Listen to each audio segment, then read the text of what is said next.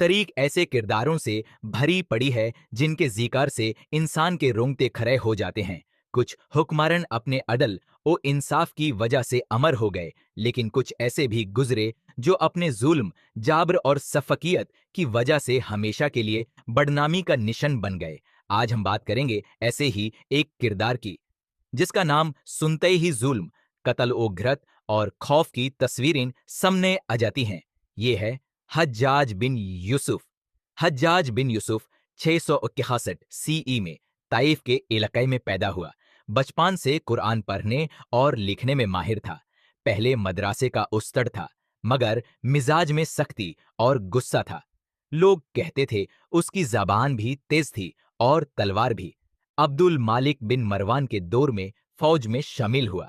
सख्ती और डिसिप्लिन की वजह से जल्दी मकबूल हो गया। उसकी तकरीरें फौजियों के दिल में खौफ बिठाती थीं। अब्दुल मालिक ने उसे पहले छोटे ओहदे दिए, फिर इराक का गवर्नर बना दिया। यहां से उसके जुल्म और सितम का सिलसिला शुरू होता है। मक्का में अब्दुल्लाह बिन जुबैर रौल खिलाफत के दावादार थे। हज्जाज ने मक्का को घेर लिया, मनजानिक से काबा पर पत्थर बरसाए, अल्लाह के घर को भी न बख्शा। अब्दुल्लाह बिन जुबैर को शहीद करके उनकी लाश मक्का के दरवाजे पर लटका दी। इराक आते ही हजारों लोगों को शाक पर कत्ल कर दिया। कुफा की मस्जिद में खड़े होकर कहा, मैं तुम पर अल्लाह की तलवार हूं, जो मेरी इताअत करेगा बच जाएगा, जो नफारमानी करेगा वो जिंदा नहीं रहेगा। उसके बाद कत्ल और घृत का सिलसिला चला, जो रुकने का नाम नहीं लेता था। कैद खाने उसके कैद खाने कब्रिस्तान कहलाते थे। कैदी धूप में नंगे छोड़ दिए जाते।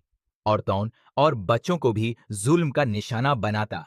टैक्स सिस्टम इतना सख्त था कि गरीब लोग भूख से मरने लगे। जो शख्स जरा भी एतराज करता, उसका सर काट कर दरख्त पर लटका देते। लोग नमाज में भी अल्लाह से दुआ करते कि हज्जाज की नजर उन पार न पड़े। मशहूर तबीई सईद बिन जुबैर रासा को कत्ल कर दिया, क्यों कि वो जुल्म पर खामोश नहीं रहे। रिवायत है कि सईद बिन जुबैर की शहादत के बाद हज्जाज को उनके ख्वाब आते और वो चैन से नहीं सोता था। कहा जाता है कि सईद बिन जुबैर की बद्दुआ ही उसकी मौत का सबब बनी। आखिरी दिनों में बीमार हो गया, रातों को नींद नहीं आती थी, हर वक्त खौफ में रहता था। 714 सीई में मौत आई और लोगों ने खुशी मनाई कि एक जालिम दुनिया से चला गया। हज्जाज बिन यूसुफ का नाम हमेशा जुल्म और जबर की मिसाल बनकर रहेगा। अगरचे उसने कुछ निजाम सही किए, मगर उसका असल चेहरा वही है जिसमें बेगुनाहों का खून है, अल्लाह के घर पर पत्थर हैं और अवाम को खौफ में जकड़ना है। तारीख हमें ये सबक देती है कि इक्तदार जब इंसाफ के बगैर हो तो वो हमेशा बदनामी और लानत का सबब बनता है।